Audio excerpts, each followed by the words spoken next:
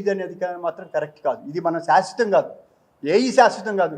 ఇక్కడ ఇదేంది మనం ఓన్లీ వచ్చామా, 1 సంవత్సరం ఉన్నామా, 2 ఏళ్ళు ఉన్నామా, మనం మార్పు చేసేసి వెళ్ళిపోవాలి. అది వదిలేసి పట్టుకొని ఇక్కడే అక్కడ పైన ఎలక్షన్ లేవు, దానికి కూడా లెటర్ పెట్టా, ఇప్పుడు పెడతారంట, అది కూడా లేదు.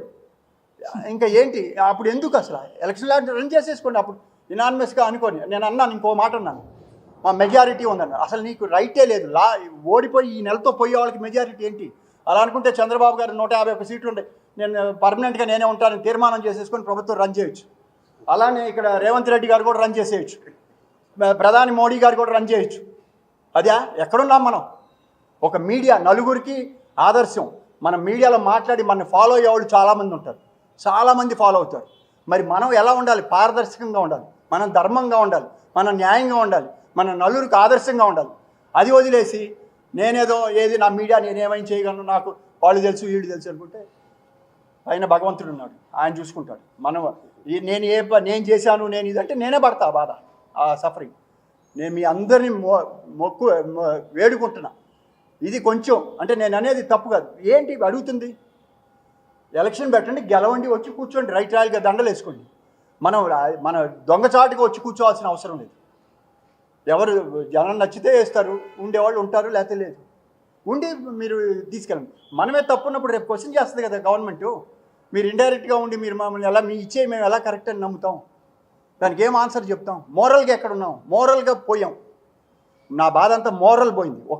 ఒక ఇటువంటి ఛాంబరు, ఇంతమంది పెద్ద పెద్ద వాళ్ళు చేసిన వ్యక్తులు, వాళ్ళు చేసిన అప్పుడు రంజిత్ కుమార్ గారు ఉండేవాడు, ఆయన ఈ జూబ్లీ సొసైటీకి ఆయన అప్పుడు ఫస్ట్ సెక్రటరీ. ఆయన సెక్రటరీ అందరూ ఇల్లు స్థలాలు తీసుకున్నారు. రంజిత్ కుమార్ గారు అన్నారు, నాకొద్దు, నేను సెక్రటరీగా ఉండి నేను స్థలం తీసుకోకూడదని. తీసుకోని ఏకైక వ్యక్తి రంజిత్ కుమార్ గారు.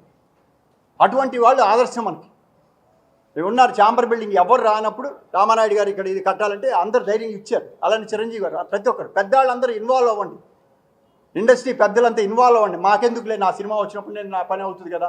అలా కాదు, సినిమా ఇండస్ట్రీకి మీరు పిల్లలు, మేమెవరు సినిమాలు తీయని వాళ్ళం. నేను సినిమా తీయట్లా, నేను మాట్లాడకూడదు. సినిమా తీసేవాళ్ళు నాకెందుకని పక్కన ఉంటే ఇంకా ఇండస్ట్రీ ఏం బాగుంటుంది ఒకరిని అనుకోవటానికి. దయచేసి ఈ రూపంలో మేము అందరిని పెద్దలందరినీ కూడా ఈ ఛానల్లో చూస్తే కనుక మీరు ఇన్వాల్వ్ అవ్వండి, దీన్ని ఎలా సరి చేయాలో చేయండి. అదే నా రిక్వెస్ట్. Thank you.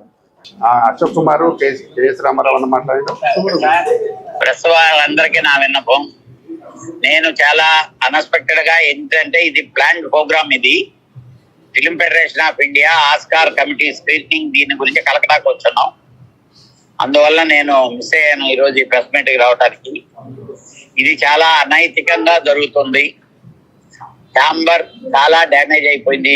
ఎందుకంటే మేము చాలా జాగ్రత్తగా ఈ ఆర్గనైజేషన్ బాగుండాలనే దీనికి అసలు పైలా ఎలక్షన్ నడకపోవటం ఒకటి తప్పు. ఇక్కడ ఉంటే జనాలందరూ వచ్చి అడుగుతారని 30వ తారీఖు ఈసీ మీటింగ్ తీసుకుపోయి తిరుపతిలో పెట్టడం ఇంకా డబుల్ తప్పు. మా సెక్రటరీ గారు మొన్న ఎప్పుడో ప్రెస్ లో చెప్పారు, ఈసీలో అందరూ డిస్కషన్ చేశారు కదా, అందరూ వచ్చి అడగొచ్చు కదా. ఈసీకి ఈసీ మెంబర్లే వస్తారు కానీ కామన్ మెంబర్లు రారు. ఆ నాలెడ్జ్ కూడా ఆయనకి లేనట్టుంది. దయచేసి డెఫినెట్ గా దీన్ని గవర్నమెంట్ దృష్టికి తీసుకెళ్తాం, న్యాయ వ్యవస్థ దృష్టికి తీసుకెళ్తాం. డెఫినెట్ గా అసలు వీటన్నిటికంటే ముందు అందరూ మెంబర్లని గ్యాదర్ చేసి 30వ తారీఖు దాటిన తర్వాత ఛాంబర్ దగ్గర కూర్చొని దీన్ని పెద్ద ఎత్తున ఉద్యమం చేయబోతున్నాం. Thank you sir, sorry for disturbance లేకుండా ఇలాగా మీరు ఇచ్చిన అవకాశానికి. ఇప్పుడు కళ్యాణ్ అన్న ఆస్కార్ దానికోసం కలకట్టాలో ఉన్నాడు, చెప్పినారు కాబట్టి అన్న ఇప్పుడు లైవ్ లో మాట్లాడినాడు. అన్న ఫోటోలు ఉంచాను సార్, ఇట్లా ఉంచితే అందరికి వస్తారు. అన్ని ఛానల్స్ సి కళ్యాణ్ గారు లైన్ లో ఉన్నారు, ఆయన వీడియో ఉంది, నేను వెనకాల ఆడియో ఇక్కడే ఉన్నాను. నేను ఉన్నాను నాయక. టీవీ ఛానల్స్, ఎలక్ట్రానిక్ మీడియా నుంచి వచ్చిన మీకందరికీ ధన్యవాదాలు. ప్రేక్షకులకు నమస్కారం. అశోక్ గారు ఇప్పుడు ఉన్న వైస్ ప్రెసిడెంట్, కేఎస్ రామారావు గారు ఆయన ఆరోగ్యం బాగాలేకున్నా, గొంతు మాట్లాడలేకపోయినా కానీ వచ్చి ఇది అన్యాయం అని చెప్పి ప్రార్థన చేసి ఉన్న ప్రెసిడెంట్కు ఇది ఎలక్షన్ చేయాలని చెప్పని అన్నారు.